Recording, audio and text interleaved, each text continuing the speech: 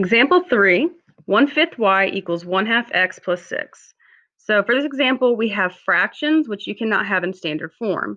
Now, the way you get rid of them is by multiplying the entire equation by the least common denominator. So we need to look at our denominators, which 6 is technically over 1, but we don't need to worry about that. We just need to look at the 5 and the 2.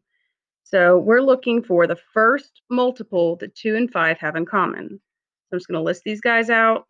2, 4, 6, 8, 10, 5, 10. So the first multiple they have in common is 10. So we're going to multiply each term by 10. I'm going to put it over 1 just to make it a little bit easier to see our multiplying straight across for multiplying rational numbers.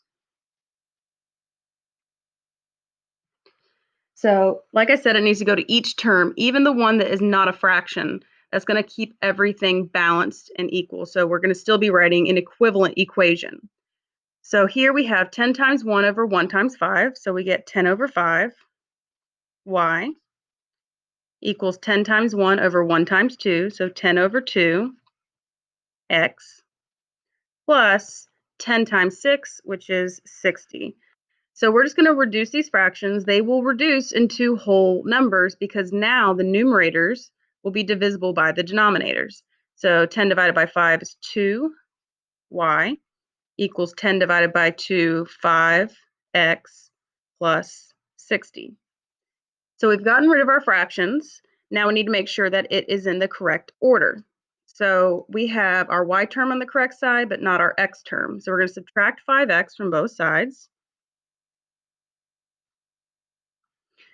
And once again, we want the x term first. So I'm going to come over here. We have negative 5x plus 2y, and this one canceled out, equals 60.